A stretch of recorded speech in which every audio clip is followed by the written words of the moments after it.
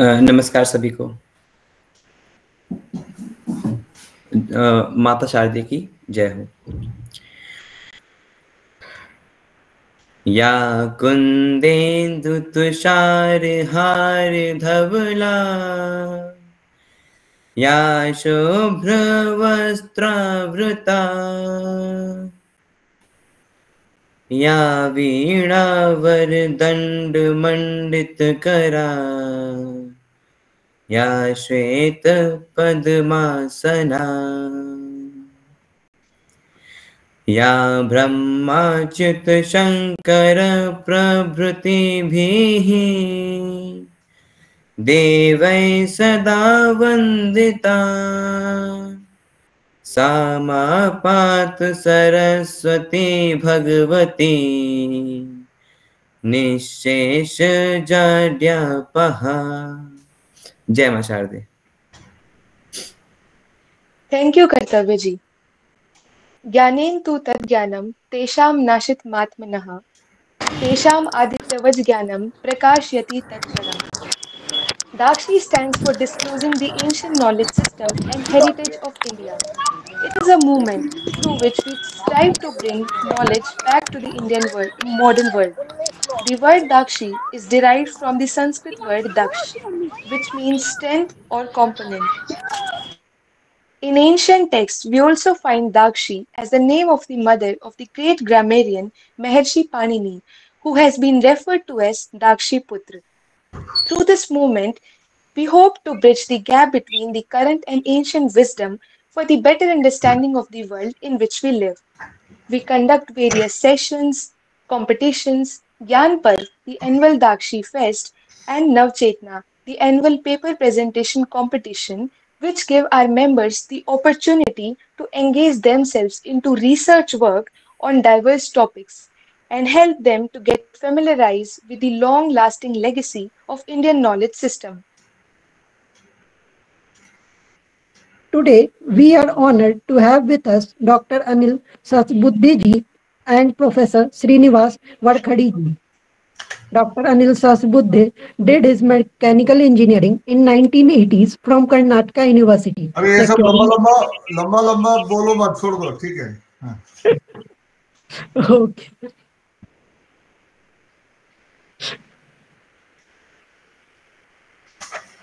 Yeah, be very now brief. Introducing.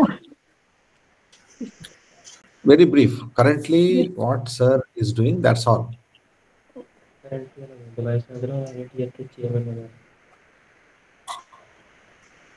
अब कार्यक्रम आगे बढ़ाओ, मुझे और मीटिंग में जाना है। Yes, Currently, sir is chairman of NETF and chairman of EC National Assessment and Accreditation, that is NAC, and chairman of NBA. He is associated with several professional societies. हो गया ना, तो कितने बार बोलना है तुमको? बंद करो।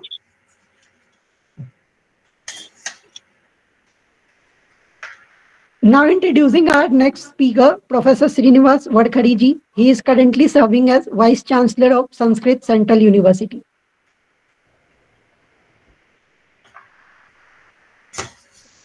अब हम अक्षित जी, जो कि दाक्षी के संस्थापक तथा प्रेरणा स्रोत हैं, उनसे आग्रह करते हैं कि वह हमारे अतिथियों का स्वागत करते हुए हमें सर्टिफिकेट कोर्स की जानकारी दें।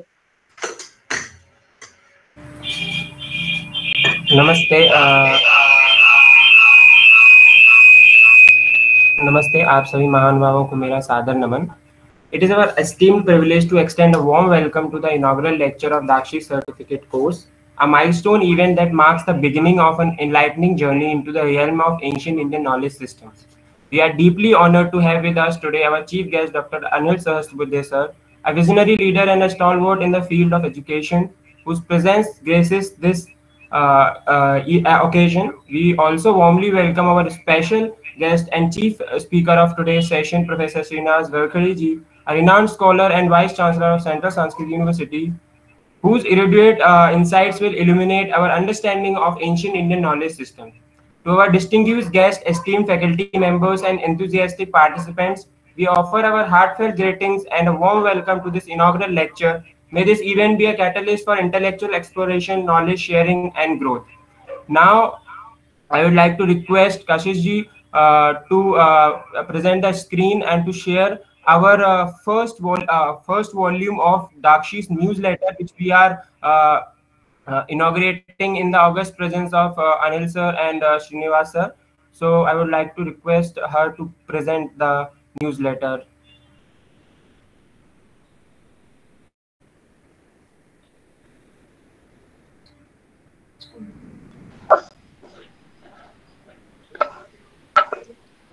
Sir, this is our newsletter which we have made. The topic of this is ancient India and the global interactions in ancient times India have. In this newsletter, we have mentioned so many information and so many things which tells us about ancient India's global interactions. And this is our newsletter which we are inaugurating in your presence. Great. Thank you. Thank you so much, Kashish ji. Now, without taking any further time, I would like to request Dr. Anil sir to give us the introductory remarks over this project, over this certificate course, or over the ancient Indian knowledge system. I would like to request Anil sir to come on the stage and please share his views. Thank you, all of you, very young students. Some of them may be young faculty, but most of them are less than even probably 35 years.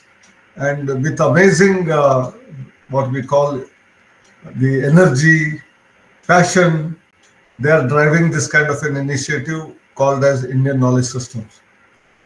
I appreciate it all the more because quite often in our country, with the kind of education system that we have inherited, that is Macaulayan education system from 1835 onwards till now, what we were told in the colleges and schools is that India had no past and we all inherited science from the West.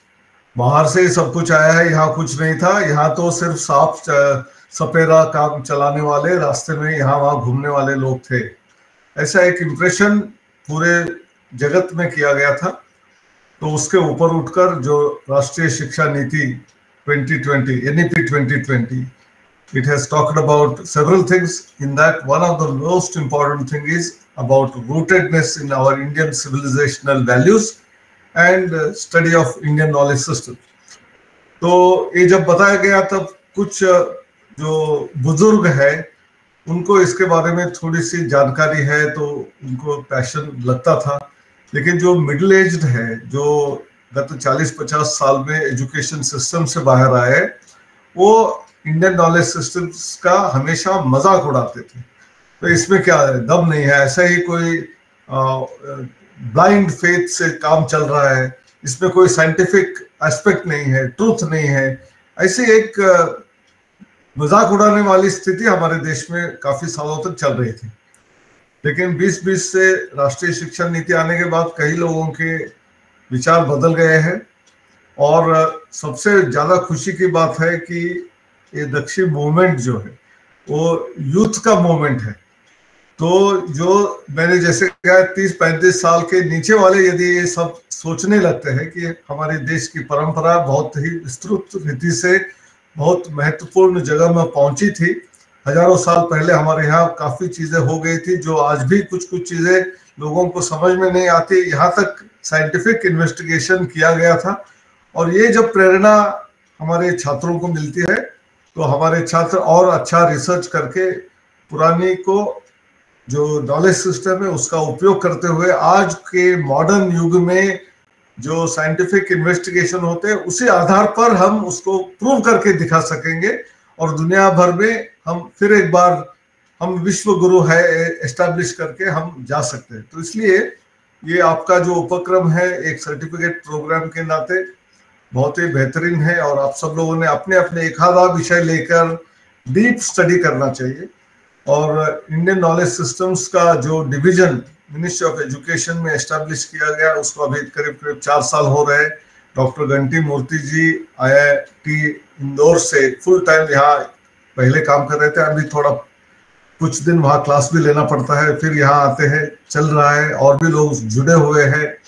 और पहले तो funding नहीं थी, AICT की तरफ से कुछ छोटा फंड करके हमने स्टार्ट किया, लेकिन आज अगले 5 साल के लिए करीब करीब 400 करोड़ रुपया हमारी मिनिस्ट्री ऑफ एजुकेशन ने इसको दिया हुआ है। तो इससे बहुत सारे रिसर्च प्रोजेक्ट्स, बहुत सारे सेमिनार्स, बहुत सारी किताबें लिखना, ये सब में हमको बहुत सारे वॉलंटियर्स की जरूरत पड़ेगी, हमको बहुत सारे एक्सपर्ट्स की जरूरत पड़ेगी।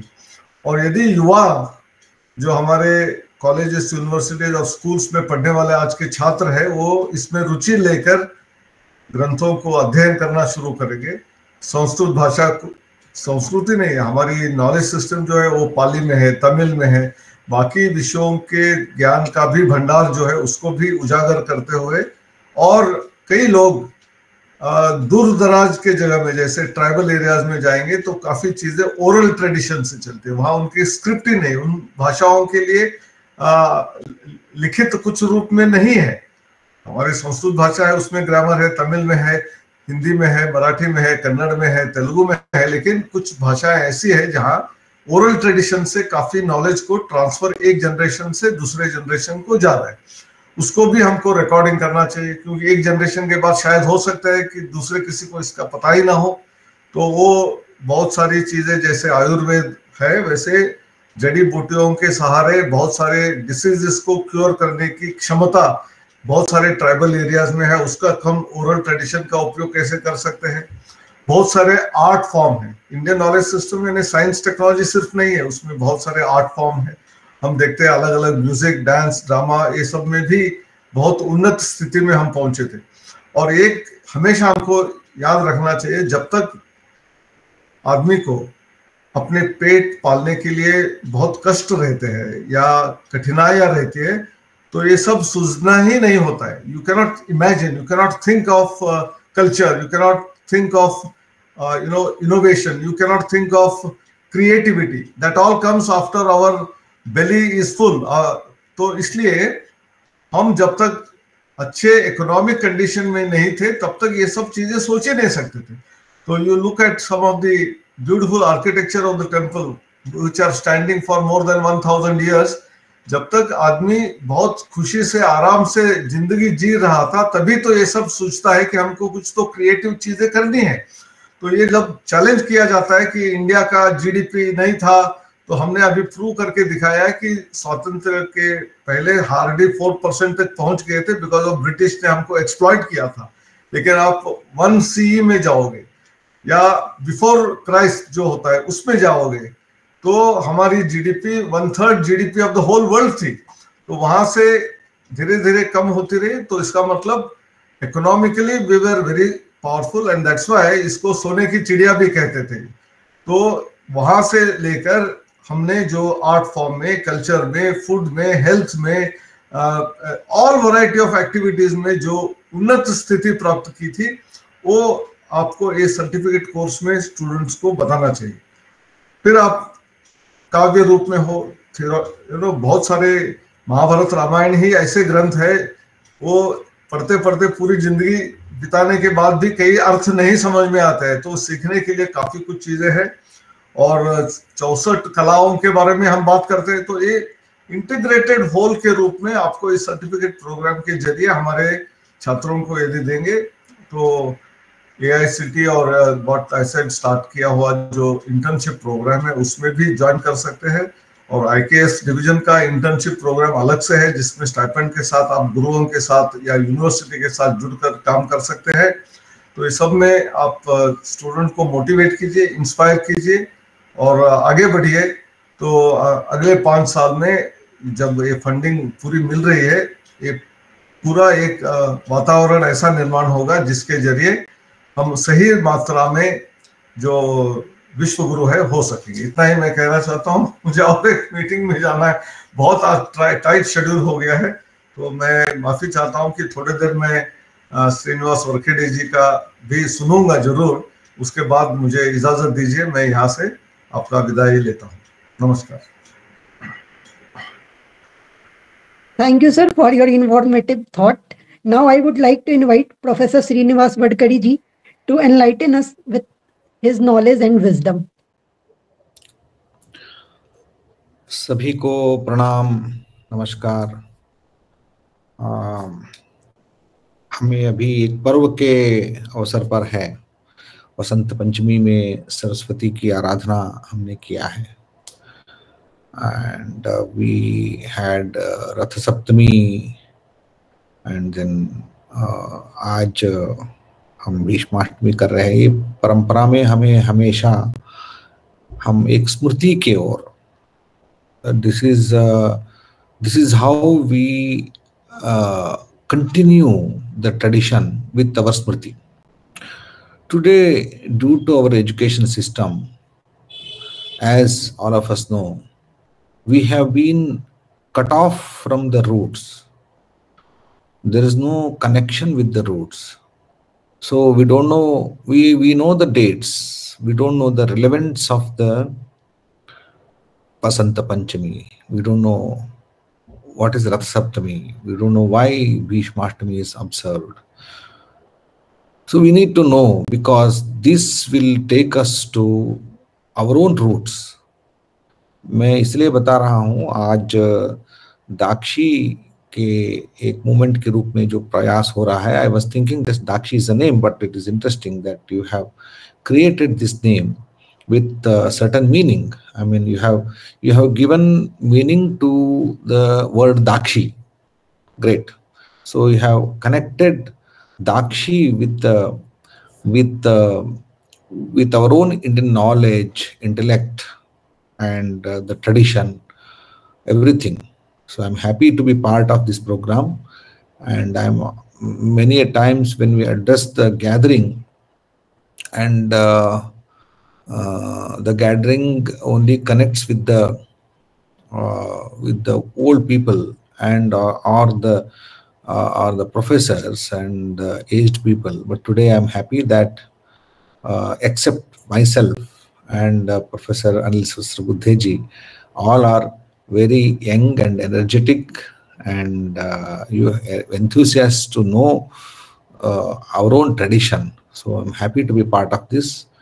I think I learn more than giving lecture.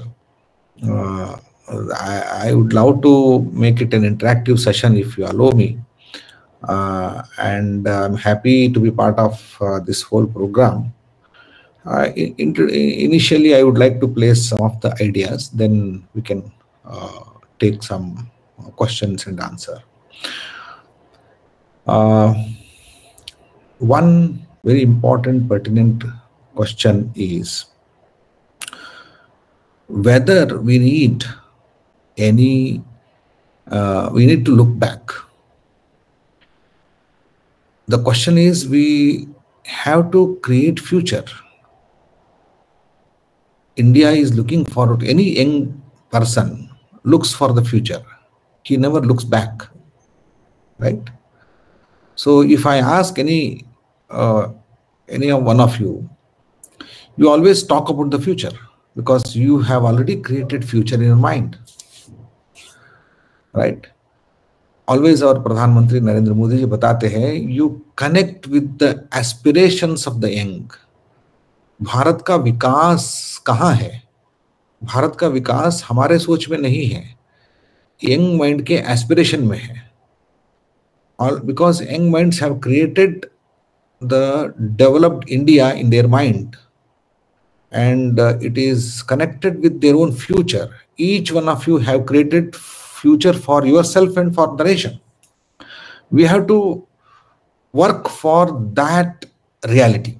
That's it. So here we are sitting, many of us, I mean, educationists, or the industrialists, or the politicians, or the leaders of the nation. They have to connect with the aspiration of the people, aspiration of the young minds. That will be the future of India. When that is the case, what is that aspiration, and whether that aspiration is really it is going to help us, there we need to refine it. You know, aspirations are good. but those aspirations which are only connected with the self may not be useful for the society, may not be useful for the nation. For example, somebody, मैंने किसी को पूछा आप क्या बनना चाहते हो, उनका लॉयर बनना चाहता हूँ। क्यों बनना चाहते हो? थोड़ा प्रश्न के लिए उत्तर थोड़ा देर से आया और थोड़ा थिंकिंग चला गया। क्यों बनना चाहते इस प्रश्न के लिए उत्तर नहीं था। लॉयर बनना चाहता हूँ, ये एस्पिरेशन है। बड़ा लॉयर बनना चाहता हूँ, बहुत अच्छा है। और बहुत फेमस लॉयर बनना चाहता हूँ, ये भी ठीक है। और उसमें बाद में उत्तर आया फ्रीडम है और I can enjoy, I can make lot of money and I can make my life and also I can in free time I can guide others and I can create a justice for the society. All that has come. Ultimately यहाँ figure out जब हो रहा था तो केंद्र क्या था, ये प्रश्न था। ठीक है, हमने भी सोचा है भारत में सुख जो होता है ना, सेल्फ से मतलब मैं यदि सुखी बनना चाहता हूँ, हैप्पी बनना चाहता हूँ, आई शुड हैव रिसोर्सेस। सुखी बनना चाहते हो तो रिसोर्सेस चाहिए, तो नेचुरल है। इसको कनेक्शन कौन बनाना चाहता है? तो नेचुरल फिनोमिना है और any science has established this connection. Resources and happiness have connection, greater connection. But एक हमने छोड़ दिया है वहां पर, सुखी बनने के लिए केवल रिसोर्सेस होना पर्याप्त नहीं होता है। It is not enough to have the resources to be happy. Happiness के लिए और कुछ है, ये हमने भूल गया है। वो क्या है, कैसा है, वो हमारे भारतीय दृष्टि सिखाती है। The point I am making is the whole world when thinks of something, the Indian can offer something which is very new to others. और यदि ऐसा है तो भारतीय ज्ञान परंपरा, भारतीय प्राचीन परंपरा, इतिहास से हम ऐसा सीख सकते हैं। मैं बनना चाहता हूं, क्यों बनना चाहता हूं, इसका उत्तर आपको मिलेगा। डॉक्टर बनना चाहते हो, क्यों बनना चाहते हो, ये प्रश्न है, बड़ा प्रश्न है।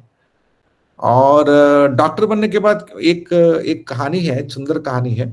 It's very small but one old man was lying down on the banks of sea, ocean. Then एक आदमी ने आ गया, वो कहा कि उठो कुछ तो करो। उन्होंने पूछा करना क्यों है, तो करना क्या है, तो करना क्या है, करना उठो, युवा हो और मेरे साथ युद्ध करो। मैं युद्ध कर रहा हूँ। युद्ध करके क्या करोगे? मैं जीत रहा हूँ। क्या जीत जाओगे? पूरी दुनिया के जीत जाऊंगा। दुनिया जीत के क्या करोगे? मैं सम्राट बनूंगा। सम्राट बन के क्या करोगे? सुखी बनूंगा, आराम से जीना चाहूंगा। वही मैं कर रहा हूँ, बोला उन्होंने। मतलब आज में जो तुम इतना युद्ध करके जो प्राप्त करके जो करना चाहते हो, ऑलरेडी मैं आराम से हमारा ध्यान कर रहा हूँ, तो आराम से ही हूँ। तो आराम बनने के लिए आप इतना क्यों कर रहे हो? ये क्वेश्चन के लिए उत्तर देना बहुत मुश्किल है। इसलिए मैं आपको ये कहना चाहता हूँ, एस्पिरेशन को ठीक ढंग से रीडिजाइन करना जरूरी है।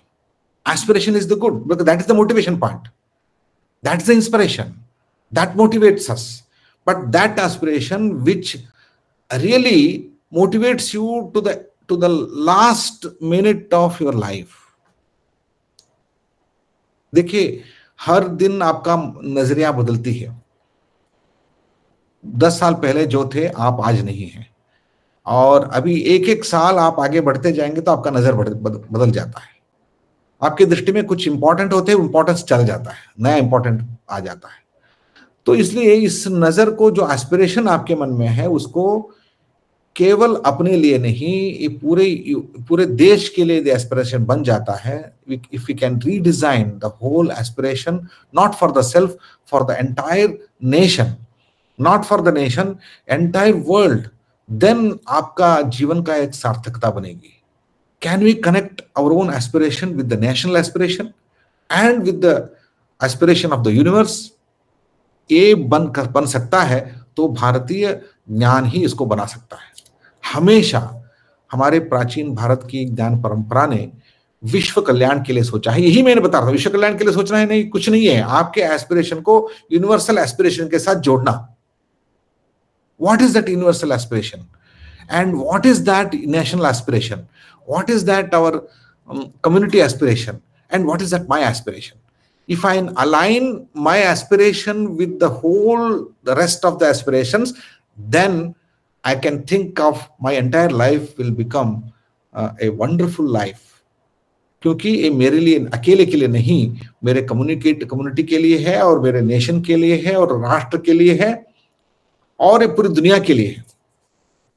विश्व शांति के बारे में जब बात करते हैं, today aspiration of the universe, aspiration of the world क्या है, इस देखा जाए, once upon a time aspiration of the world was युद्ध शांत करना, बस इतना ही था, शांति स्थापित करना। इसके लिए Nobel prizes were given for piece. जितने भी आप देख लीजिए, first world war, second world war, third world war जब चल रहा था, तो उस समय में दुनिया के इतिहास हम देखेंगे तो वर्ल्ड वॉर को रोकना और पीस के लिए बात करना बहुत बड़ी बात थी। तो शांति का मतलब हुआ युद्ध शांत करना, इतना ही था। लेकिन जब दुनिया आज बात कर रही है विश्व शांति की, मतलब ये नहीं है कि वर्ल्ड में शांति होना, इसका मतलब केवल दो राष्ट्रों के बीच में युद्ध न होना, ये नहीं है। ये तो है ही। प्रकृति के साथ युद्ध न होना, ये भी इंपॉर्टेंट बात है। आज हम लड़ रहे हैं, केवल राष्ट्रों के बीच में लड़ाई नहीं हो रही है। Our wars with the nature, इसलिए ग्लोबल वार्मिंग बढ़ रही है और दुनिया के अनेक समस्याएं उत्पन्न हो गई है। वो समस्याओं को परिहार ही नहीं मिलने वाला है, ऐसा भी है। अपरिहार्य समस्याओं के बीच में हम डूबने वाले हैं। क्या रिसोर्सेस बना के क्या करने वाले हैं? What is the use of resources that we build? Therefore, the आज यूनिवर्सल जो है एस्पिरेशन जो है, वो creating the not just the peace with the nation, peace within the nations, United Nations, but peace with the alignment with the nature. ये भी बहुत बड़ी बात हो गई है। I think can we understand? So देखिए, यूनिवर्सल, हमने ये जो बात थी, ये हमने कितने पुराने काल में कहा, इसको हम लोग मजाक उड़ाते थे। देव शांति, अंतरिक्षम शांति, औषधय शांति, आप शांति, पृथ्वी शांति, शांतिरेव शांति, शांति को भी शांति डाल दिया हमने। मतलब ultimately peace also require some sort of peace. जब बहुत बड़ा पीस हो जाएगा ना, आपको समझ में आएगा, यू आर वेरी लॉजिकल। आपको समुद्र में जब पीसफुल समुद्र दिखेगा तो डेंजर है। समुद्र में जिस भाग में बहुत पीसफुल रहता है, that is the indication of next moment something is going to happen. Therefore दुनिया में जब बहुत पीस रहेगा तब भी प्रॉब्लम है। इसलिए हमने, हमारे प्राचीनों ने बताया, शांतिरेव शांति, शांति को भी शांति करना चाहिए। Can you imagine this logic? ये यूनिवर्सल लॉजिक है। हमने इस तरह के ज्ञान विज्ञान परंपरा को छोड़ दिया। इसका मतलब है हमने समझा ही नहीं हमारे प्राचीन ज्ञान में क्या कह रहे हैं। तो मतलब है यूनिवर्सल एस्पिरेशन कुछ है, उसके साथ विश्व कल्याण की बात जुड़ते हैं, और देन यूनाइटेड नेशंस के कुछ एस्पिरेशंस है, हमारे नेशन के कुछ एस्पिरेशन है। आज हमारे देश के एस्पिरेशन ये है, कुछ देशों के एस्पिरेशन ये था विश्व नायक बनना। देखिए, विश्व नायक बनना मतलब वर्ल्ड लीडर बनेंगे। ऐसा कितने देशों ने काम किया है। मतलब ब्रिटेन ने काम किया, कितने साल तक था, वर्ल्ड लीडर थे, वर्ल्ड के किंग थे वो, वर्ल्ड के केवल लीडर नहीं थे, किंग थे। कितने दिन किंगशिप रहा। और उसके बाद दुनिया के अमेरिका जैसे देश भी वर्ल्ड लीडर बन गए हैं। कितने देश उनको मानते हैं, कितना विरोध होता है। इसलिए लीडर बनना और विश्व साम्राज्य स्थापित करना, ये दोनों एस्पिरेशन भी युग में, काल में वो खत्म हो जाते हैं। एक ऐसा एस्पिरेशन है, ब्यूटीफुल एस्पिरेशन है, वो कभी खत्म नहीं होता है, वो होता है विश्व गुरु बनना। जब गुरुत्व रिलेशन है ना, वो कोई उसको रिजेक्ट नहीं करता है। जैसे माँ का रिलेशन में रिजेक्ट नहीं कर सकता हूं, कोई लीडर को मानता हूं नहीं मानता हूं ये हो सकता है, आज मैं अंकित को लीडर मानता हूं, कल नहीं मानूंगा, कोई इशू नहीं, तो ये हो सकता है। लेकिन मेरे माँ को मैं मानूंगा नहीं, ऐसा होता ही नहीं है। ऐसा एक रिलेशनशिप है जो हमेशा रहेगा। तो मैं विश्व गुरु बन जाऊंगा, तो गुरु बनने का एस्पिरेशन ऐसा है, जो गुरु बनेगा तो हमेशा गुरु रहेगा ही, वो कभी उसका ये नहीं होगा, कॉन्ट्रडिक्शन नहीं होगा, और गुरु के प्रति कोई कॉन्ट्रडिक्शन नहीं है। तो हम विश्व लीडर बनने के लिए नहीं जा रहे हैं, हम विश्व गुरु बनने का एक एस्पिरेशन के साथ जा रहे हैं। बस ब्यूटीफुल। मैं अपने आप के लिए जो नेशन के लिए जो एस्पिरेशन रखा है, वो एस्पिरेशन बहुत छोटा नहीं है और बहुत बड़ा है। इसलिए उसको स्थापित करने के लिए हमें हर एक को क्या करना पड़ेगा, इसलिए मैं बताता हूं, हर एक को अच्छा लॉयर बनना तो चाहिए, अच्छा वैद्य बनना चाहिए, अच्छा टीचर बनना चाहिए, अच्छा पॉलिटिकल लीडर बनना चाहिए, लेकिन उसके साथ सबको, भारत को विश्व गुरु बनाने के लिए गुरु बनना भी चाहिए। लेकिन कुछ भी बनो, गुरु बनना मतलब उसी क्षेत्र में गुरु बनना चाहिए। गुरु यानी क्या होता है? गुरु यानी नॉलेजेबल नहीं है। गुरु केवल नॉलेजेबल नहीं होता है, कभी कभी इतना अनजान आदमी भी गुरु होता है और अज्ञानी भी गुरु हो सकता है, दिखने के लिए बताता है, वो गुरु बन सकता है। आपको पता है हमारे प्राचीन परंपरा में गुरु के जो मूर्ति है उनको बोलते हैं दक्षिणामूर्ति बोलते हैं। दक्षिणामूर्ति वो कैसा था? दक्षिणामूर्ति के श्लोक में ऐसा कहा गया है कि वृद्धा शिष्या गुरु युवा था, गुरु युवा था, युवा के रूप में बैठा था, शिष्य सारे वृद्ध थे। लेकिन गुरु क्या बोल रहा था? बोल नहीं रहा था, गुरुस्तु मौनम व्याख्यानम, मौन से बैठा था, कुछ बोल नहीं रहा था। सभी शिष्य उनको समझ में आ गया था, ऐसा गुरु शिष्य का बोलते हैं। तो गुरु को बहुत बड़ा ज्ञानी होना जरूरी नहीं है, बोलना जरूरी नहीं है, टीचिंग करने के लिए बोलने का व्याख्यान का जरूरी नहीं है।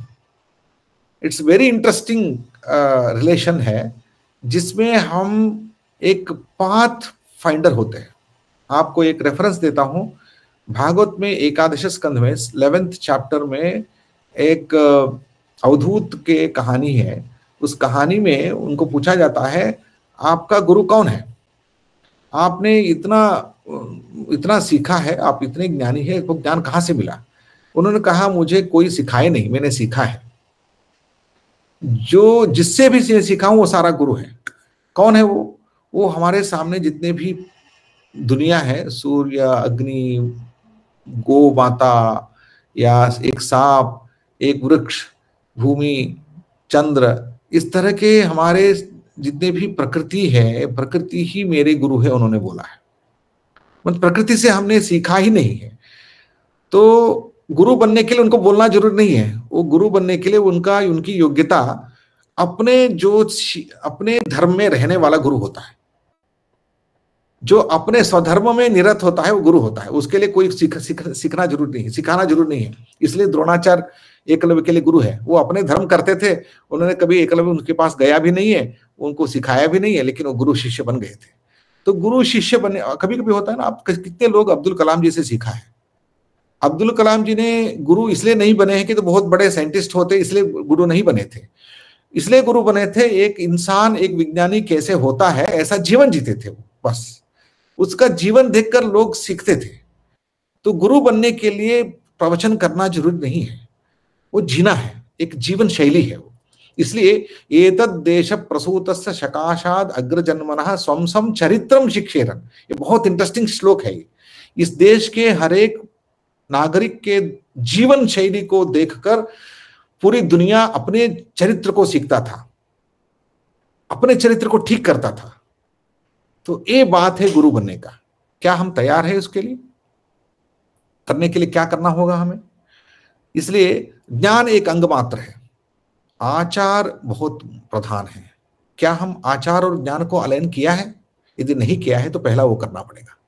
हमारे आचरण, हमारा ज्ञान, हमारा इच्छा, ये तीनों अलाइंड है तो ही हम गुरु के जीवन जी सकते हैं। यदि जीवन के हर एक व्यक्ति गुरु बनेगा तो तभी भारत विश्व गुरु बनेगा। कोई एक व्यक्ति बनने से भारत विश्व गुरु थोड़े बनेगा। Therefore, we need to align our aspiration with the national aspiration. मैं टीचर बनूंगा ही, मैं एक इंजीनियर बनूंगा ही, डॉक्टर बनूंगा ही, लेकिन उससे साथ में एक गुरु का जीवन जीना चाहता हूं। ये यदि संकल्प करूंगा तो हमारा नेशनल एस्पिरेशन के साथ मेरा इच्छा शक्ति अलाइंड हो गया है, मेरा संकल्प अलाइंड हो गया। तब करेंगे हम क्या करेंगे, उसमें ज्ञान क्या प्राप्त करेंगे, उसके लिए क्या करेंगे, वो बाद में है। तो मैं आपके साथ यही एक प्रस्ताव रख रहा हूं। भारतीय जीवन दृष्टि और भारतीय ज्ञान परंपरा में मुख्य, इसलिए मैं कह रहा था, किसी ने मुझे पूछा, sir knowledge is knowledge whether it is from the west और east, what are you talking about Indian knowledge system? I took this question. Yes, knowledge is knowledge. चाहे वो ईस्ट में हो, वेस्ट में हो, knowledge is knowledge. क्या बदल जाता है? ईस्ट को जाने के बाद, वेस्ट से जाने के बाद क्या ज्ञान बदल जाता है? यदि ऐसा बदल जाता है तो ज्ञान ही नहीं है वो। ज्ञान वो है जो हमें एक मतलब सोर्स के द्वारा आता है। वो सोर्स इंडिपेंडेंट ऑफ सेल्फ है, ऑब्जेक्टिव है, तो इसलिए वो सभी को एक ही होना चाहिए। गुरुत्वाकर्षण शक्ति के बारे में, जो पावर के बारे में, या इलेक्ट्रिसिटी के बारे में, या सूर्य के गति के बारे में, जितने भी हमारे मैथमेटिकल कैलकुलेशन से वही वर्क होता है हमारे। चाहे हम भारत से उड़ान के और जो अमेरिका से हो, इसको जो एरोनॉटिकल फोर्स जो होता है, एरोनॉटिकल स्ट्रक्चर जो होता है, वो चेंज होता नहीं है, वो सबके लिए एक ही होता है। तो आप जब साइंटिफिक फाइंडिंग्स है, वो नॉलेज है, वो सबके लिए एक ही होता है। आप कहाँ क्या बात कर रहे हैं आप इंडियन नॉलेज? ये प्रश्न मेरे सामने था। Yes, I accept this. हमने कभी ये नहीं कहा कि भारत का नॉलेज अलग है, वेस्ट का नॉलेज अलग है, हो ही नहीं सकता है। लॉजिक इज लॉजिक, सबके लिए एक ही होता है। साइंस सबके लिए एक ही होता है। इसलिए those principles, those wonderful ideas, either from the west or from the east, they are the same. उसमें कोई दोहरा नहीं है। लेकिन भारतीय दृष्टि क्या है वो इंपॉर्टेंट है। ज्ञान और विज्ञान, विज्ञान साइंस के अर्थ में नहीं बात कर रहा हूं मैं। ज्ञान और विज्ञान जब जुड़ जाएगा, मतलब विज्ञान यानी विशेष दृष्टि जुड़ जाएगा उसके साथ, वो जब एक अहंकार के रूप में बदलेगा तो प्रश्न, दुनिया के सामने प्रश्न खड़ा करेगा, एक समस्या खड़ा करेगा। यदि वही ज्ञान एक नया विशिष्ट दृष्टि के साथ जुड़ेगा तो वही एक विनय का प्रकट होगा, तो जिज्ञासा के रूप में प्रकट होगा, वो शास्त्र ज्ञान के ओर लेके जाएगा। यही अंतर है। दुनिया को हमने ये सिखाया है, ये दृष्टि सिखाई है। ज्ञान का प्रयोग कैसे करना, ये दृष्टि हमने सिखाया है। यही भारतीय ज्ञान है। भारतीय ज्ञान वो नहीं है, वो वेस्ट से अलग होता है। भारतीय दृष्टि वो अलग है, वो वेस्ट के ज्ञान को, वेस्ट से ज्ञान को अलग करता है। तो ये भारत से पूरे दुनिया को सीखना चाहिए। यही बात बड़े बड़े why Einstein wanted to meet Swami Vivekananda, क्या कारण था? स्वामी विवेकानंद आइंस्टीन को क्या बताया, ये इंपॉर्टेंट है। तो फाइंडिंग्स ऑफ द वर्ल्ड, हम टेक्नोलॉजी को रिजेक्ट नहीं कर रहे हैं, हम साइंस को रिजेक्ट नहीं कर रहे हैं। साइंस एंड टेक्नोलॉजी में क्या दृष्टि होनी चाहिए, ये मैं बात कर रहा हूं। तो ये दृष्टि जो है वो केवल भारत ही दे सकता है, कोई और नहीं दे सकता है। मैं एक 2-4 उदाहरण आपके सामने रखूंगा। क्या दृष्टि हमने जोड़ा है। पूरी दुनिया रिसोर्स के बारे में बात करता है, भोग के बारे में बात करता है, भारत योग के बारे में बात करता है। इसका मतलब यह है कि भोग मत करो ऐसा नहीं बोलेंगे हम, लेकिन योग के साथ भोग करो बोलेंगे, बस इतना ही बोल रहे हो। इतना अंतर बहुत बड़ा हो गया है। क्या अंतर बड़ा हो गया? आप केवल भोग करते रहोगे, रोग की ओर जाओगे। योग के साथ भोग करोगे तो आप उसको पूरे दुनिया जीवन में संयोग के साथ रहोगे। तो इतना हम जोड़ रहे हैं, यही हमारी बड़ी बात है, यही इंडियन नॉलेज है, मतलब हम जोड़ रहे हैं उसमें। देखिए पूरे आपने खाना बनाया, उसके बाद नमक नहीं डाला, तो नमक के बिना खा जाओ तो बहुत अच्छा है, क्या नहीं मिलेगा नमक। देखिए नमक में कोई भी उसमें विटामिन नहीं है, नमक में कोई नहीं है, तो आप नमक को क्यों इतना इंपॉर्टेंस दे रहे हो? नमक वही है, तो आप नमक के बिना वो बनेगा ही, नमकीन बनेगा ही नहीं। तो इसलिए पूरी दुनिया के ज्ञान के लिए हमने एक दृष्टि जो डाल दिया है, यही दृष्टि है भारतीय ज्ञान बनाता है। तो आपके स्वार्थ से पुरुषार्थ की ओर जाना, ये हमारी दृष्टि है। अहम से ब्रह्म के ओर जाना, ये हमारी दृष्टि है। अहम से ब्रह्म की ओर जाना, और शरीर से प्रकृति की ओर जाना, व्यक्ति से समष्टि की ओर जाना, और एक समग्रता की ओर जाना, ये भारतीय दृष्टि है। ये भारतीय दृष्टि हम जब तक सीखेंगे नहीं, तो इसलिए मैं इसको ज्ञान अनुभूति है और विज्ञान एक स्मृति है।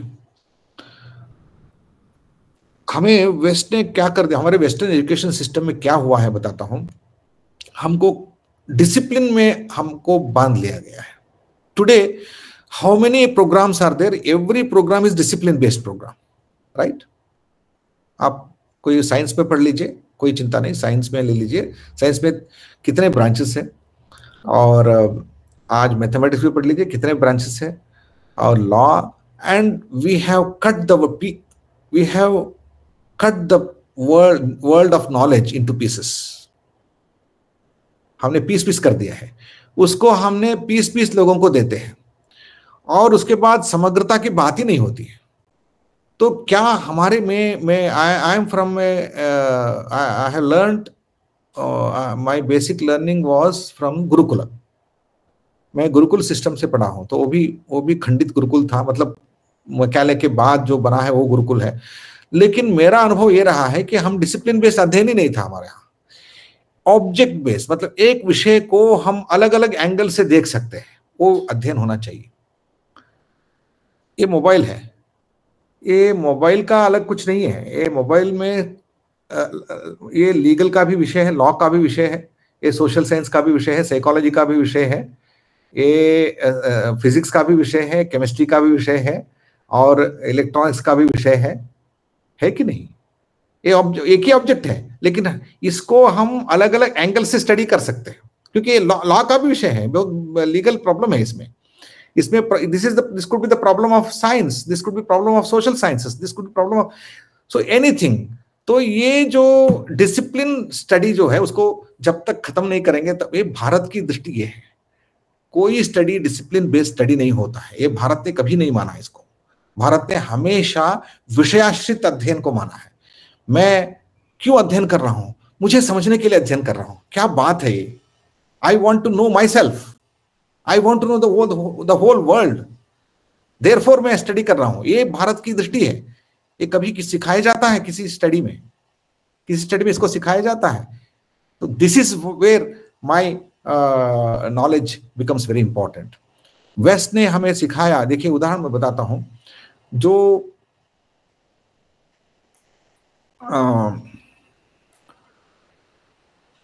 हमने कंटेंट एंड फॉर्म को अलग कर दिया। आप वेस्टर्न वर्ल्ड में साइंस में जाइए और फिलॉसफी में जाइए और लिंग्विस्टिक्स में जाइए, it starts with breaking the units. This is the fashion of western education. आप कंटेंट और फॉर्म को अलग करते हैं पहले, देन द फॉर्मल स्ट्रक्चर जो आता है, this formal structure becomes the study structure. तो इसलिए हम जितने भी आज फॉर्मल साइंसेस है, फॉर्मल मैथमेटिक्स है, एनीथिंग मैथमेटिक्स, साइंस और टेक्नोलॉजी, एवरीथिंग इज फॉर्मल, क्योंकि ये फॉर्मल स्टडी बोलते हैं इसको, क्योंकि form becomes very important, content becomes immaterial. तो कंटेंट को बाहर करो, फॉर्म को अलग करो, देन पावर मिलता है। देखिए आज मैं उदाहरण बताता हूँ, टेक्नोलॉजी का जो टेक्नोलॉजी आज विकास हुई है, फॉर्म के आधार पर विकास हुई है। यदि फॉर्म नहीं है तो ये टेक्नोलॉजी इतना विकास नहीं होता है। तो basically leaving the content, separating the content from the form. इसको अच्छे तरह समझने के लिए कंटेंट क्या होता है, फॉर्म क्या होता है, एक उदाहरण है। देखिए ये फॉर्म है, कॉफी कप है ना, ये फॉर्म है। इसके अंदर जो कॉफी है एक कंटेंट है। तो जैसे इसका जो कप है, इसका आकृति जो है फॉर्म है, और इसके जो वस्तु है जो जिससे इसको लोह से बन सकता है, मिट्टी से बन सकता है, या दूसरी और प्लास्टिक से बन सकता है, दिस इज कंटेंट। तो कंटेंट को फॉर्म से अलग कर दिया। अलग करने के बाद जो फॉर्मल स्टडी होता है वो स्टडी होता है, कंटेंट के बारे में स्टडी को अलग कर देते हैं। तो this separation of content and form has made huge difference in the human understanding. ये बहुत बड़ा हुआ है, लास्ट 400 साल का इतिहास है इसके पीछे में। हमने भारत में शुरुआत से ये कहा है कि कंटेंट फॉर्म दोनों है, उसमें फॉर्म और कंटेंट दोनों अलग अलग नहीं है, इसको अलग अलग नहीं करना है, इसको साथ में लेके जाना है। हमारे प्राचीन भारत में एक सुंदर, बहुत छोटा सा है, बहुत सुंदर है, वाक और अर्थ। वाक कहने मेरे वाणी, शब्द, और अर्थ। तो वाक और अर्थ जो है वो पार्वती परमेश्वर जैसा है, इसको अलग अलग नहीं किया जा सकता है। ऐसा कहा है कौन? कालिदास ने कहा है, वागर्था विव संपृक्तो। ये बहुत सिंपल है। वाग और अर्थ जैसे पार्वती परमेश्वर हमारे माता पिता है, उनको मैं नमन करता हूं, ऐसा बोलता है। वाग और अर्थ का उदाहरण दिया उन्होंने। आज मॉडर्न लिंग्विस्टिक्स, मैं तो मॉडर्न लिंग्विस्टिक्स का छात्र हूं, लिंग्विस्टिक्स में कंटेंट और सिंटैक्स को अलग किया जाता है। सिंटैक्टिकल स्टडीज के आधार पर पूरा लिंग्विस्टिक्स बनता है। तो इसका मतलब है जब तक आप कंटेंट और सिंटैक्स को अलग नहीं करते हैं, तब तक लिंग्विस्टिक्स का फंक्शन ही नहीं होता है। लेकिन हमारे प्राचीन पाणिनीय पद्धति में वाग और अर्थ को अलग अलग, फॉर्म और कंटेंट को अलग अलग नहीं माना गया है, उसको साथ में लेते जाते हैं। तो ये आज दुनिया में इतना घूमने के बाद लिंग्विस्टिक्स का फॉर्म जो है, आज जो फॉर्म में गवर्नमेंट बेंडिंग थ्योरी बोलते हैं, जीबीटी थ्योरी बोलते हैं, that is now coming towards Panini. मतलब पाणिनी जो कह रहा था उसको डिविएट करके लोग आगे चले गए, और अभी भी धीरे धीरे पाणिनी की ओर आ रहे हैं। तो today's linguistics coming towards Panini, मतलब पाणिनी जो कहा था वही हो रहा है। तो इसका मतलब मैं ये कह रहा हूं कि हम अलग अलग करने की तो आदत है, उससे बाहर आना चाहिए। तो जैसे एक बार इन्होंने बताया वेस्ट और ईस्टर्न के बीच में क्या अंतर है। आइंस्टीन ने बताया, in the west we have ethics for science, but in the east we have science for ethics. बहुत अंतर है। और मैं हमेशा कहता हूं, आर्ट और साइंस को दुनिया ने अलग कर दिया, लेकिन भारत ने आर्ट और साइंस को साथ में लिया। इसलिए हमारे पूरी दुनिया में संगीत के लिए शास्त्र है, केवल भारत में है, भारत में बना है। नृत्य के लिए शास्त्र भारत में बना है, क्योंकि साइंस और नृत्य अलग अलग हो नहीं सकते। आर्ट फॉर्म्स और साइंस अलग नहीं हो सकता है, दोनों एक ही है। ये भारत ने एस्टैब्लिश किया है। 3000 साल का इतिहास है, किसी देश में नहीं है, सोचा भी नहीं लोगों ने। तो एक उदाहरण बता रहा हूं मैं। उसके साथ में मेरी बेटी ने एक बार पूछा, what is the contribution of the Indian science to the west. मैंने कहा, साइंस, आप हार्ड साइंस बनाना बहुत आसान है, टेक्नोलॉजी तो बहुत आसान है। उसके लिए आपको हार्ड वस्तु के साथ खेलना पड़ता है, और थोड़ा सॉफ्टवेयर बनाना है तो थोड़ा सा बहुत मुश्किल है, उसके लिए सॉफ्ट डीलिंग होता है, ठीक है। उसके लॉजिक स्ट्रक्चर होता है, वो नेक्स्ट लेवल है, तो इंटेलेक्चुअल है वो। और आगे जाएंगे तो और सॉफ्ट वस्तु के साथ डील करेंगे तो और मुश्किल है, क्योंकि हार्ट ऑपरेशन करना बहुत मुश्किल है। आपको ये हाथ का ऑपरेशन करना बहुत आसान है, क्योंकि उसको जोड़ सकते, काट सकते, जोड़ सकते हैं। लेकिन हार्ट को ऑपरेशन करना बहुत मुश्किल है। वो भी किया जा सकता है, लेकिन हार्ट के अंदर जो भावनाएं हैं उसके साथ उसका साइंस समझना, उसको समझना, उसके बारे में बोलना, उसको ठीक करना बहुत मुश्किल है। समझ रहे हैं आप? मतलब हाथ से हार्ट तक कितना मुश्किल है, हार्ट से और फीलिंग को अंदर जो भावनाएं हैं उनको साथ डील करना बहुत मुश्किल है। तो मन के साथ डील करना मुश्किल है, ये सॉफ्ट होता रहा है। मैंने कहा भारत ने जो कहा है वो सॉफ्ट सेंस में काम किया है। भारत का कंट्रीब्यूशन होगा हार्ड सेंस में नहीं है, सॉफ्ट सेंस में है। जैसे मैं आप बोल रहा हूं आज वाणी वाक के बारे में बात करते हैं। दुनिया का पहला देश है जो लैंग्वेज के बारे में सोचा है। बहुत सॉफ्ट है ये, मतलब लैंग्वेज के इतना डायनामिक है, इतना फ्लूइड है, इसको आप इसके बारे में साइंस सोच ही नहीं सकते। इसके बारे में साइंस क्रिएट करना बहुत आसान नहीं है। पाणिनि ने 3000 साल पहले लैंग्वेज के ऊपर साइंस बनाया है, ये सोच भी नहीं सकते। ये लैंग्वेज साइंस जो है वो एक मॉडल है। ये मत सोचिए कि लैंग्वेज के लिए साइंस वर्क करता है, वही मॉडल दुनिया के सभी सॉफ्ट वस्तु के लिए मॉडल करता है। वो मतलब मॉडल है, वो उन्होंने मॉडल बनाया। उस मॉडल को कहीं अप्लाई करिए आप साइंस, नया साइंस बना सकते हैं। उसी मॉडल में नया साइंस बना सकते हैं। तो साइंस बनाने की साइंस बनाया उन्होंने, ऐसा नहीं कि साइंस बनाया है, साइंस बनाने की साइंस बनाया है। ये इंपॉर्टेंट चीज है।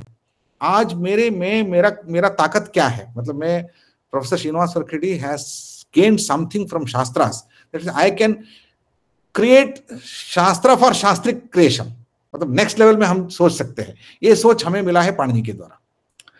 तो दुनिया में एथिक्स बोलना आसान है साइंस के लिए, क्योंकि साइंस में ऐसा करना चाहिए, ऐसा नहीं करना चाहिए, ये एथिक्स कोड होता है। लेकिन एथिक्स के लिए साइंस बनाना बहुत मुश्किल है। तो scientific model of ethics Bharat ने बनाया है, पूरा महाभारत। आज मैं एक उदाहरण देता हूं, आप में से कितने लोग प्रयागराज गए हैं मुझे पता नहीं है। मैं अभी जाकर, मेरा अनुभव तो बहुत ताजा है, वेरी दुनिया के आपको बताता हूँ, यू शुड विजिट। आप सभी लोग तुरंत यहाँ, जितने लोग मुझे पता नहीं 90 लोग हैं, तो आप कृपया ये ऑनलाइन कोर्स खत्म होते ही तुरंत भाग जाओ और जैसे खत्म होने से पहले प्रयागराज में एक डुबकी लेके आ जाओ। वो एक्सपीरियंस आपके जीवन में कभी नहीं मिलने वाला है, क्योंकि ये इवेंट कोई क्रिएट नहीं कर सकता है। ये इवेंट दुनिया के एक मुहूर्त ने क्रिएट किया है। 140 ईयर्स के बाद ये मुहूर्त क्रिएट हुआ है, कोई व्यक्ति क्रिएट नहीं कर सकता। आपके जीवन में फिर से आने वाला नहीं है वो। पूरा यूरोप, पूरा कनाडा और पूरी अमेरिका, सारे लोग एकत्रित आ जाएंगे तो खत्म हो जाएंगे। आज उतना लोग एक जगह में, एक शहर में आए हैं भारत में, फिर भी भारत इसको एक अच्छा पीसफुल इवेंट बनाया है। ये भारत की विशेषता है। आप अमेरिका जैसे शहरों में जितनी भी समृद्धियां हो, जितने भी रोड हो, जितने भी एयरपोर्ट हो, उतने लोगों को एकत्रित लाएंगे तो अमेरिका नेक्स्ट डे मॉर्निंग खत्म हो जाएगा। लोग वहां कार्यक्रम नहीं है, कितने लोग मरेंगे, क्या क्या होगा किसी को पता नहीं। वो हमें सिखा रहे हैं, लोग हमें सिखा रहे। एक दिन में 10 करोड़ लोग वहां आए हैं और वहां सारे आनंद ले रहे हैं। इसका मतलब है भारत आज भी जीवित है। भारतीय ज्ञान परंपरा, संस्कृति परंपरा जीवित है। उसको देखना है, भारत को देखना है तो वहां जाके देखो। एक जगह में भारत का अनुभूति यदि लेना है, वही लेना है। और मैंने कहा अंत में कि क्या यहाँ हो रहा है, मैं देख रहा था, क्या पुलिस इसको संभाल रहा है, या राज्य शासन संभाल रहा है, या सुविधाएं संभाल रही है, या एक भी व्यक्ति वहां भूखा नहीं रहेगा, एक भी व्यक्ति पैसा नहीं रहेगा इतना। और स्टेट क्या कर रहा है, समाज क्या कर रहा है, ये भी देख रहा था मैं। टू बी वेरी फ्रैंक, इतने लोग आने के बाद कोई पुलिस, कोई प्रशासन कुछ नहीं कर सकता है। यदि वो चाहेंगे पूरा नष्ट करके आ सकते हैं। यदि वो चाहेंगे पूरा नया दुनिया, धर्म की दुनिया खड़ा करके आ सकते हैं। आज हर एक व्यक्ति वहां जाने वाला दूसरे लोगों को सुख देने के लिए, धर्म प्राप्ति करने के लिए, अकोमोडेट करने के लिए जा रहा है, धर्म की दृष्टि से जा रहा है। और उनके मन में जो धर्म है, श्रद्धा है, वही उनका पालन कर रहा है। आज भारत को यदि देखना है, धर्म और श्रद्धा काम करती है, केवल स्टेट काम नहीं करता है। स्टेट उसको फैसिलिटेट करता है, स्टेट उसको व्यवस्था करती है। ये यदि देखना है, आप अमेरिका में एक जगह में आप 10 लोगों को इकट्ठा नहीं कर सकते हैं, क्योंकि कौन किसको मारेगा किसको पता नहीं है। यहां इतने लोग होने बावजूद धर्म की व्यवस्था, सुशासन यदि है तो भारत की श्रद्धा और धर्म है। तो ये देन है भारत की। दुनिया के इतिहास में शायद एक जगह में 50 करोड़ लोग एक महीने के अंदर कहीं एकत्रित नहीं हुए हैं, पहली बार हो रहे हैं, फिर भी भारत इसको निभा रहा है, यही भारत है। तो हमें लोग सिखा रहे, तो भारतीय ज्ञान परंपरा ये होती है, भारतीय श्रद्धा परंपरा ये होती है। तो आगे जाकर मैं 2-4 बात करके मैं समाप्त करूंगा।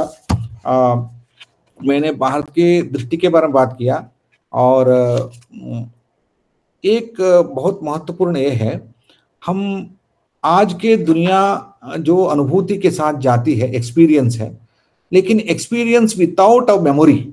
यदि कोई व्यक्ति मेमोरी खत्म हो गया, मान के चलो आपको मेमोरी खत्म हो गई और केवल आपका एक्सपीरियंस है, आज की एक्सपीरियंस है, क्या लोग आपको मानेंगे?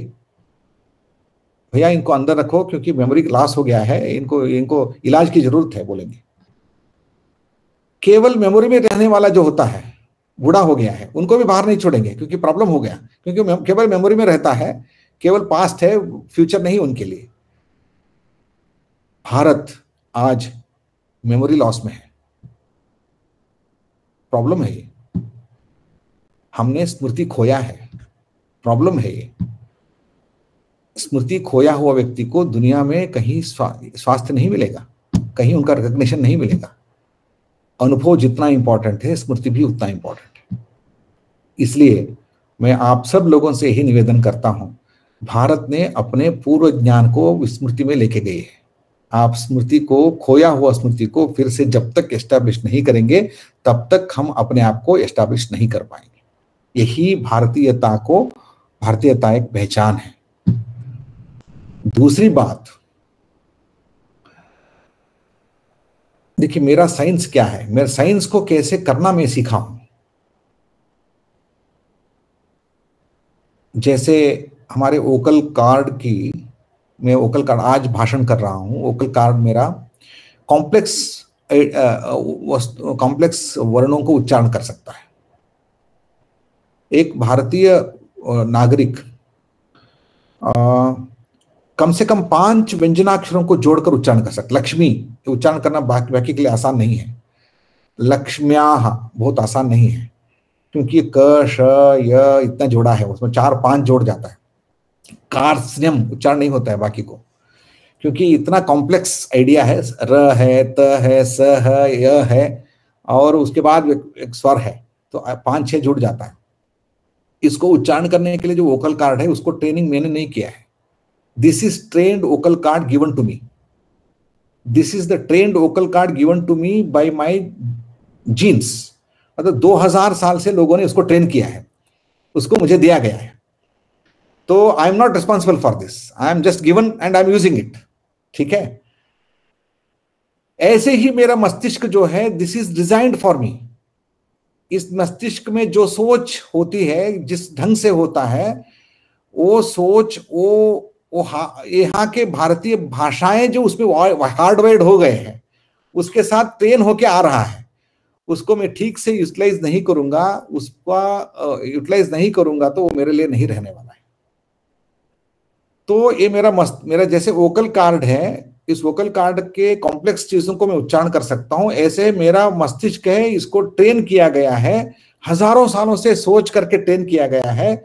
इसमें लैंग्वेज हार्डवायर्ड है, उसको यदि मैं ठीक से यूटिलाइज नहीं करूंगा तो इनोवेटिव आइडियाज में जनरेट नहीं कर सकता। तो इनोवेटिव आइडियाज तभी जनरेट होंगे जब उसको ओरिजिनल थिंकिंग में हम जाएंगे। जैसे इसमें वोकल कार्ड में मैं भारतीय सभी भाषाओं को उच्चारण कर सकता हूं और इन्हीं कॉम्प्लेक्स चीज को उच्चारण कर सकता हूं, दुनिया के इन्हीं लैंग्वेज को उच्चारण कर सकता हूं। मैं थोड़ा सा ट्रेनिंग चाहिए, क्योंकि कॉम्प्लेक्स यदि कर सकता हूं तो दुनिया के इन्हीं लैंग्वेज को उच्चारण करने की थोड़ा ओरिएंटेशन उसको चाहिए, थोड़ा बदलता है, कर सकता हूं। क्योंकि इसलिए भारतीय नागरिक जो है, बाल बच्चा जो है, वो इंटरेस्टिंग बच्चा है, उसके बाद स्टडी हो गया है, कम से कम 3-4 लैंग्वेज आसानी से पकड़ सकता है। आप देखिए भारत में आसानी से हिंदी, अंग्रेजी और अपनी मातृभाषा, उसके साथ और स्थानीय में कभी 2-4 स्टेट में चला जाता है तो 2-4 भाषा, कम से कम 5-6 भाषाओं को आसानी से सीख जाते हैं। और कहीं जापान चला गया तो जापानी सीख के आ जाते हैं। ऐसे बहुत सारे यूरोपियन कंट्रीज के लोग नहीं कर सकते। दुनिया में एक स्टैटिस्टिक्स आप लिया है तो भारत के लोग आसानी से 5-6 लैंग्वेज को आसानी से पिकअप करके रखते हैं, बाकी लोग इतना कर नहीं सकते। 1 या 2 मैक्सिमम 3 हो गया तो खत्म हो गया, उनका क्षमता ही खत्म हो गई। क्यों हो गया? क्योंकि हमारे प्राचीन परंपरा में इसको काफी सोचकर इसको किया गया, ट्रेंड में है। तो उसके साथ इनोवेटिव आइडियाज को तभी आएंगे जब आप रूट से कनेक्ट हो जाएंगे। क्योंकि आप उदाहरण बताता हूं, सृष्टि जब बीज होता है उसी से सृष्टि बनती है।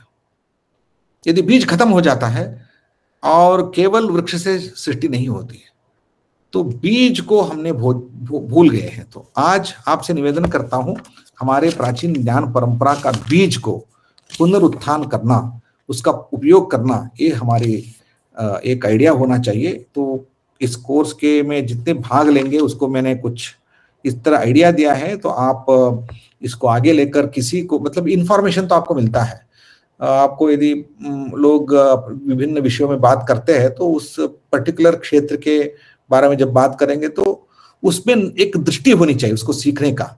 तो उस दृष्टि को मैं आपके सामने रखा है। तो you can, it is now over to you to ask some questions, we can complete the session. Thank you, sir. Now moving forward to Q&A session. So, sir, Soumya has raised the question, has raised her hand. Soumya, please ask your question.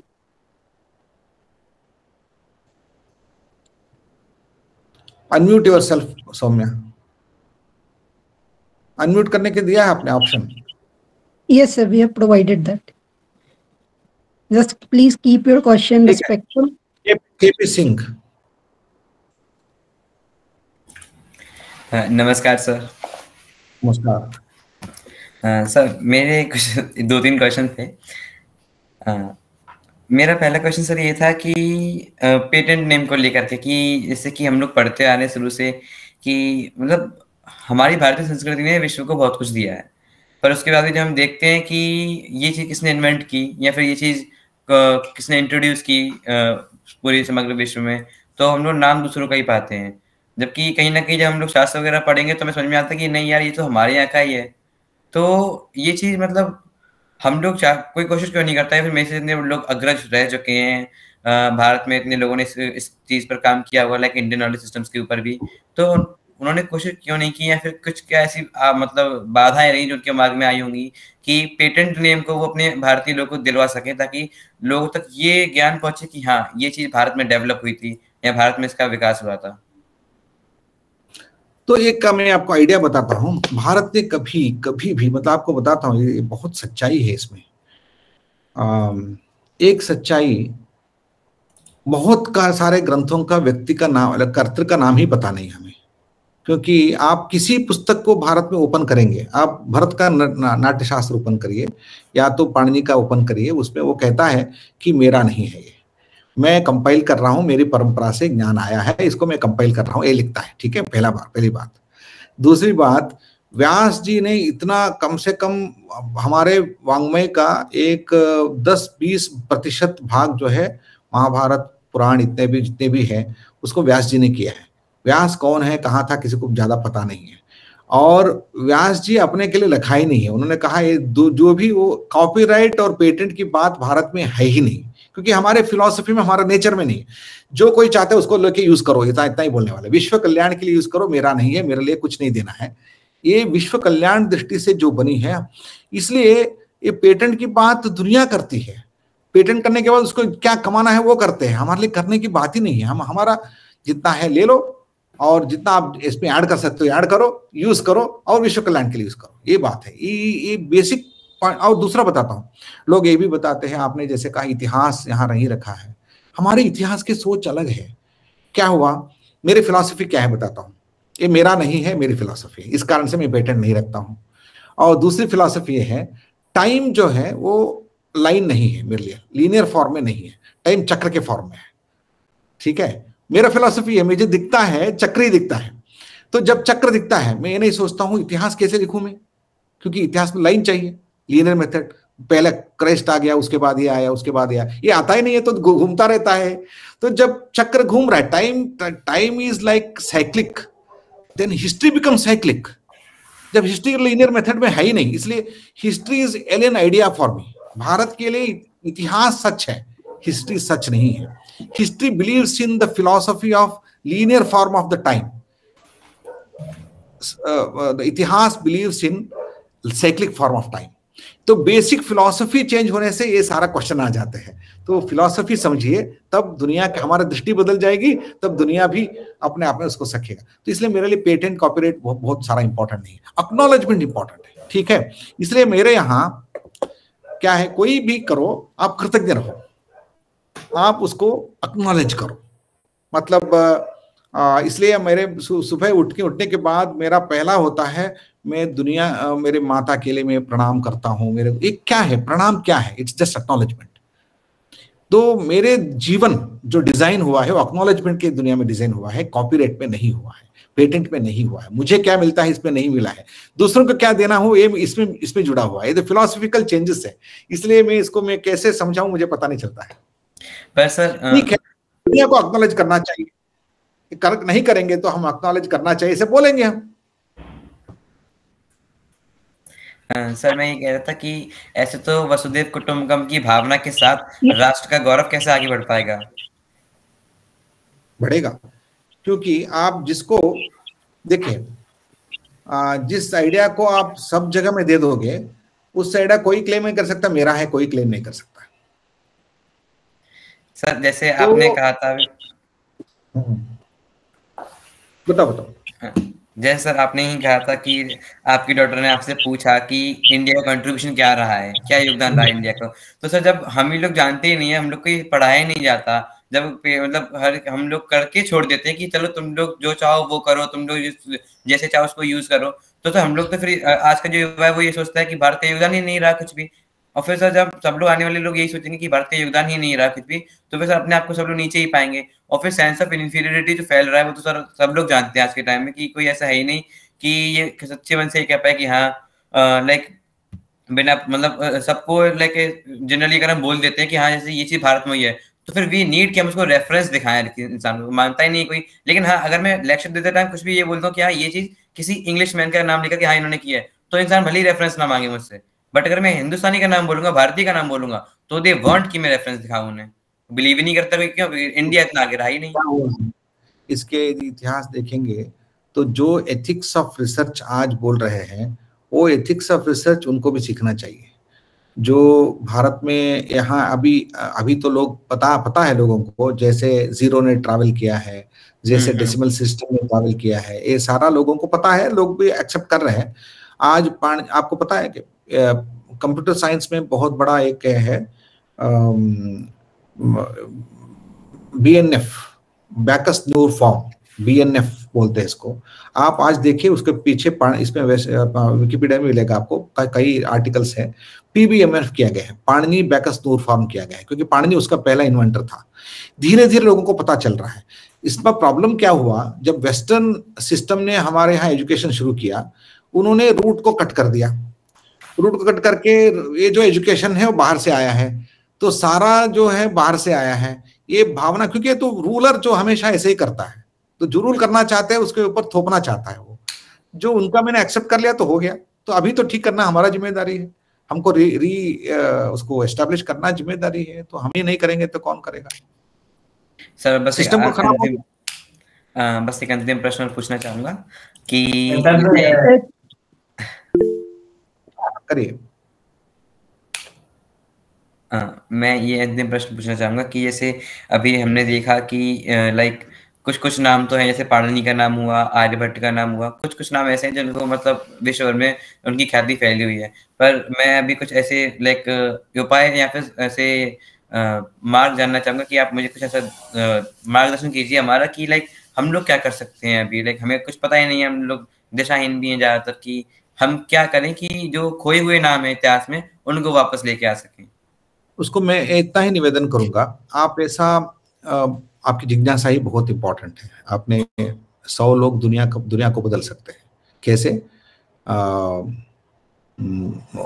जो दुनिया में जब fashion बदलता है ना भारत में, वो केवल 20 लोग निर्णय करते हैं मुंबई में बैठकर क्या फैशन होना चाहिए। वो निर्णय कर लिया तो उसके बाद शाहरुख खान उसको डाल देता है, उसके बाद सब लोग दुनिया में सभी लोग डाल देते हैं। तो ऐसे भी आप ही कर सकते हैं। तो एक एक विषय में आपको डीपर अध्ययन करना होगा, उसको एक व्यक्ति, मतलब देखिए मैं भी सब नहीं जानता हूँ और सब क्षेत्र सब नहीं जान सकते, लेकिन एक एक विषय लेकर हमें स्टडी करके क्या मूल आइडियाज कहाँ से आए हैं ये हम यदि करना शुरू करें, उसको लोगों को बोलना शुरू करें तो ये हो जाता है। तब तक हमें रुकना नहीं चाहिए, हमें केवल जानना नहीं है, प्रचार भी करना चाहिए। इसके लिए थोड़ा टाइम निकालना चाहिए। I request each one of you should take at least, should choose one of your interest area, one area, उस पर डीपली काम करिए, उसको खोज के निकालिए। जी Vivek, thank you sir. Vivek Kumar. Ajay sir, मेरा क्वेश्चन ये है कि आज के टाइम पे इंडियन नॉलेज को समझने के लिए अच्छे से संस्कृत सीखना जरूरी है, या फिर आजकल जो ट्रांसलेशन अवेलेबल है उनसे ही हम गहराई से सीख सकते हैं उनको? देखिए, एक मैंने बताया संस्कृत सीखना जरूरी है, तुरंत मैं नहीं बताऊंगा, लेकिन आप जैसे जैसे शुरू करोगे तो आपको समझ में आएगा संस्कृत सीखना अनिवार्य है, ये आपका अनुभव होगा, ये मैं बताऊंगा। तो आपको मैं बाहर से कुछ नहीं बताऊंगा, आप संस्कृत सीखिए, मत सीखिए, आप शुरू करिए। आपको एक दिन जरूरत समझ में आएगा, इसमें मुझे ओरिजिनल में क्या लिखा है मुझे ही समझना है, ना कि दूसरों के द्वारा नहीं समझना है। क्योंकि आप यदि कोई वस्तु को केवल देखेंगे और जो ग्लास के अंदर रखते हैं ना, ग्लास के अंदर पिज्ज़ा रखते हैं, उस पिज्ज़ा को देखने से आपको मज़ा नहीं आता है, ग्लास के अंदर उसको निकाल के जब आप स्वयं खाएंगे तो पता चलता है। तो संस्कृत वैसे ही चीज़ है।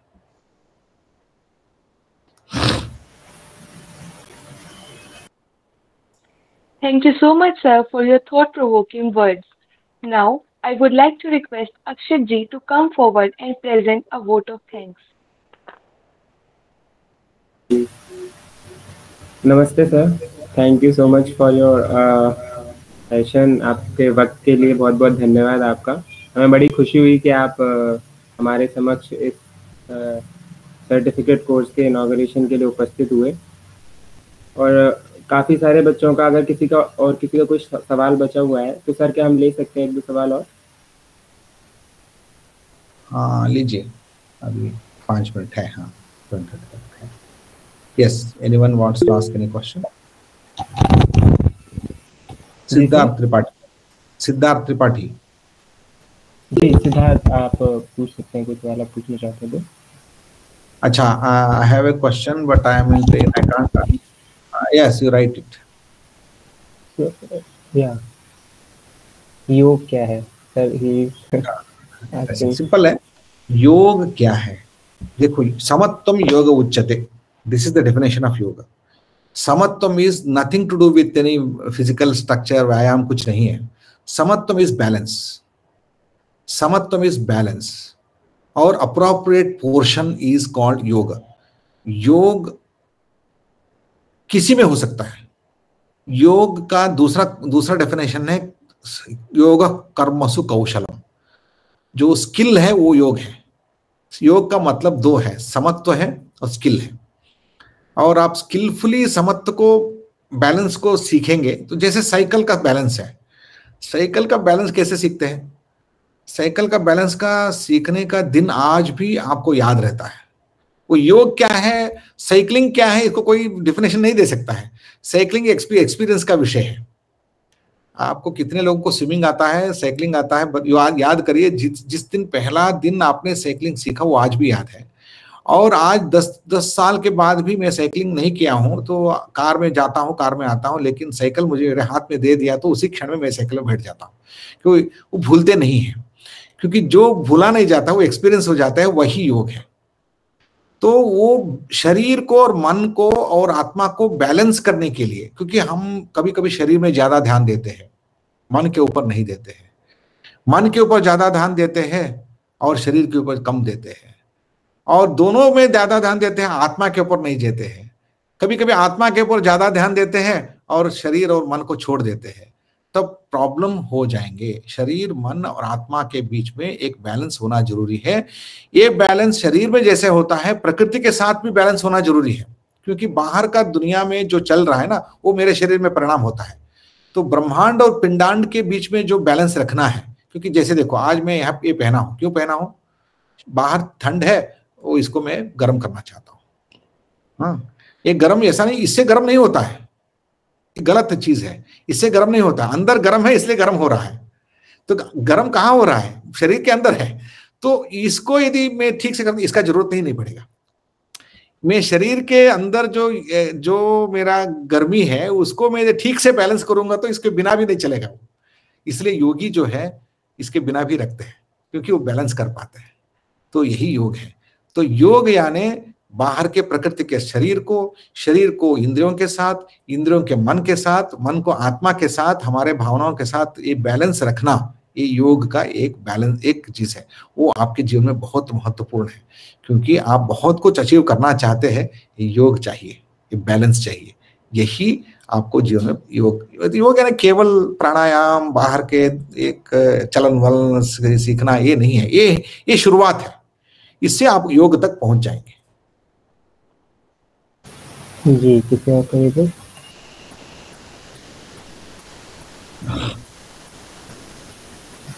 एनीवन? हो गया शायद। जी सर, मैं आपसे एक प्रश्न पूछना चाहूँगा इसी आपके लेक्चर के रिगार्डिंग। जैसा कि आपने कहा कि सर हमें गुरु बनना चाहिए सबको, और उसी हिसाब से हम विश्व गुरु बन पाएंगे जब हम सब गुरु बन जाएंगे। आज के समय में हम देखते हैं कि सबसे बड़ा प्रश्न ये उठता है कि हम प्राचीन भारतीय ज्ञान परंपरा, जैसा कि हम राक्षी में करते हैं कि प्राचीन भारतीय ज्ञान परंपरा को आप पढ़ रहे हैं, परंतु आप उसको आज के समय में प्रासंगिक बनाने के लिए हमारा मेन लड़ाई है कि हम उसको आज के समय के लिए प्रासंगिक कैसे बनाएं और अपने चरित्र में कैसे उतारें। अब हमारे चरित्र में उतारते समय हमारे सबसे बड़ी समस्या यह आती है कि हमारी जो सोसाइटी है, हमारा जो सराउंडिंग्स है, क्या वो उस हमारे चरित्र को उस तरीके से एक्सेप्टेंस दे पाएगा, या हम उस सोसाइटी में सस्टेन कर पाएंगे अपने आप को दोबारा से? तो उस पर इतना ही है। हमें actually this is very bigger question. तो एक्चुअली क्या है, प्राचीन भारतीय विज्ञान इसको छोड़ देना चाहिए। भारतीय ज्ञान, प्राचीन शब्द निकालना चाहिए। प्राचीन तो है ही, लेकिन सनातन है वो। जैसे सनातन जन्म बोलते हैं ना, सनातन परंपरा है।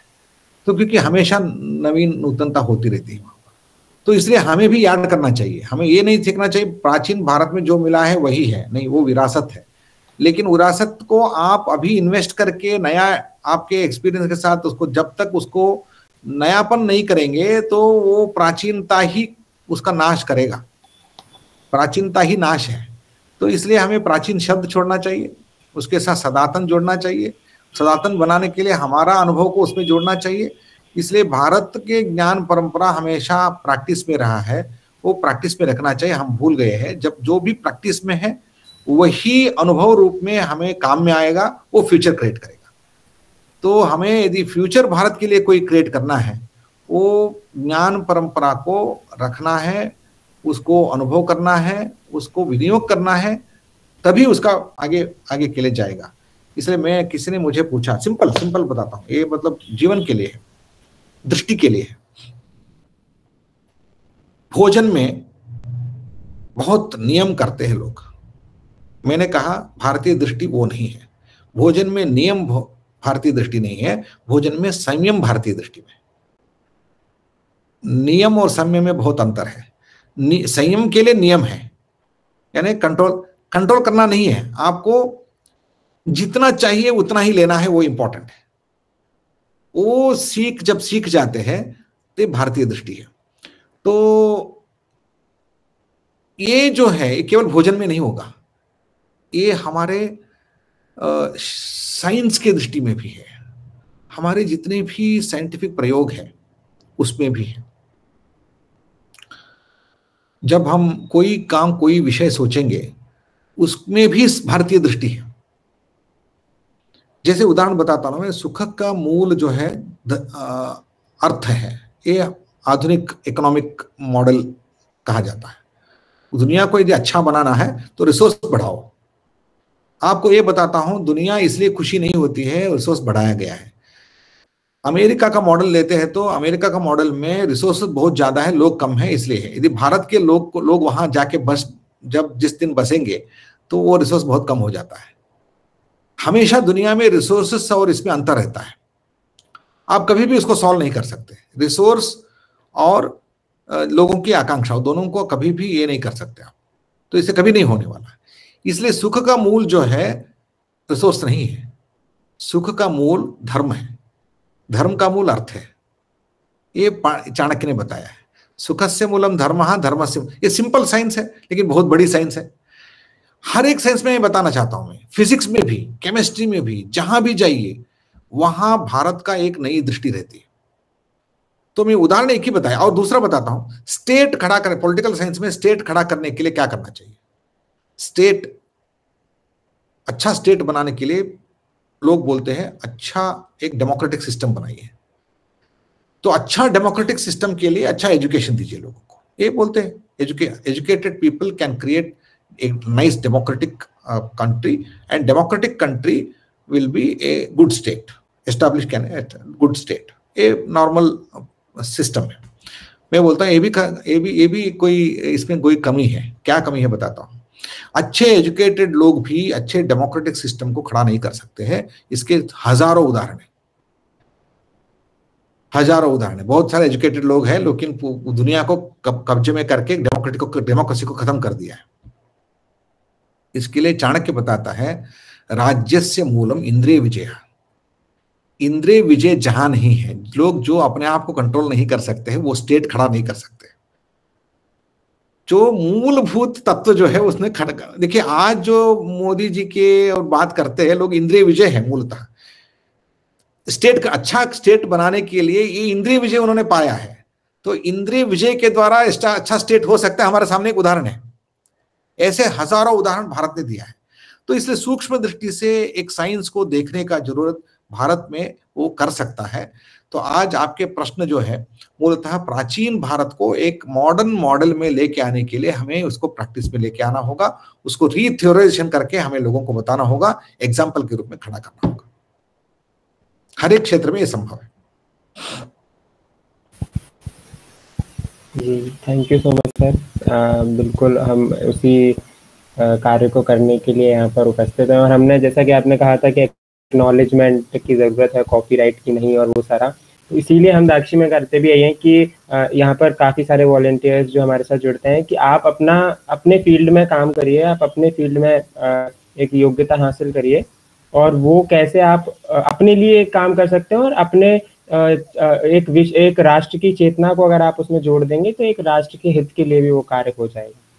तो एक ये ऐसा ही प्लेटफॉर्म सर हमने करने का शुरू करने का प्रयास किया था, और आज हम ये सर्टिफिकेट कोर्स के माध्यम से ये उसको और आगे बढ़ाना चाहते हैं कि कैसे जो है अलग अलग फील्ड ऑफ रिसर्च को आप लोग समझ पाएँ, और उसके अलावा उस फील्ड ऑफ रिसर्च के साथ आप अपना इंटरेस्ट डेवलप कर पाएँ उस एक स्पेसिफिक फील्ड में।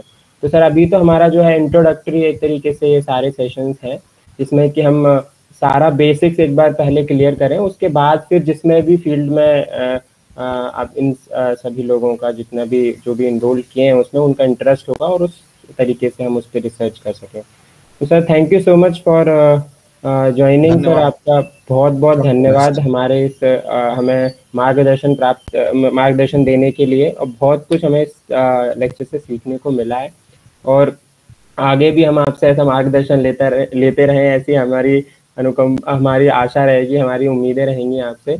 और जैसा कि आप वाइस चांसलर भी हैं सेंट्रल संस्कृत यूनिवर्सिटी के, तो हमें संस्कृत के स्पेसिफिकली, क्योंकि हमें हमें भारतीय ज्ञान परंपरा को अगर समझना है या हमें संस्कृत के माध्यम से हम समझ सकते हैं, तो हमें आपके उस क्षेत्र में हमारा मुक्तस open and distance learning centre हमने खोला है, ऑनलाइन एजुकेशन है, एंड मुक्तस स्वाध्याय पीठ हमारे वेबसाइट पे आपको मिलेगा इन्फॉर्मेशन। मैं आपसे अनुरोध करता हूँ हर एक व्यक्ति ऑनलाइन में घर बैठे बैठे सरल रूप से आपको 0 लेवल से आप संस्कृत सीख सकते हैं, आप एंजॉय कर सकते हैं। You can join in our course. जी sir, definitely, thank you so much sir for this invitation. Now I would like to request Amit ji to continue complete.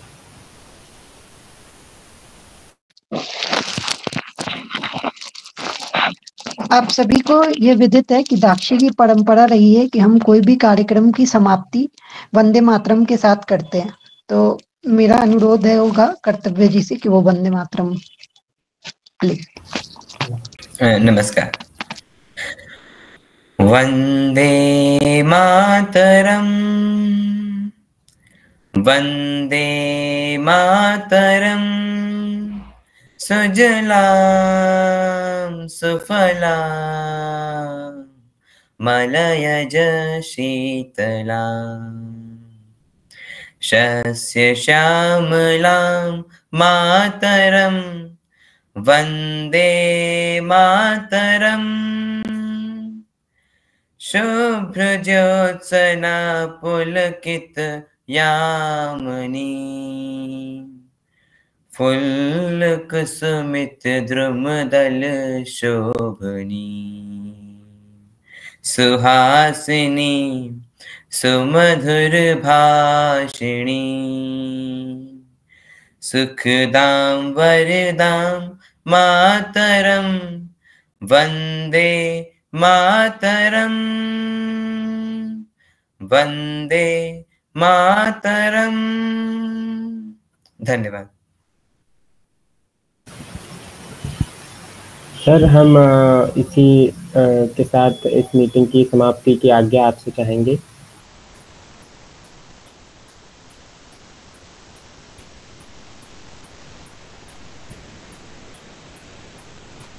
जी, तो thank you so much for joining. आगे भी आप certificate course के सारे lectures को इसी तरीके से ज्वाइन करें और काफ़ी सारा ज्ञान प्राप्त करने का प्रयास करें। जय हिंद, जय भारत, जय दाक्षी।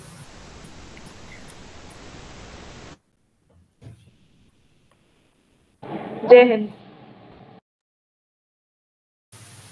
जय हिंद। जय हिंद, जय भारत। सभी को बहुत बहुत धन्यवाद।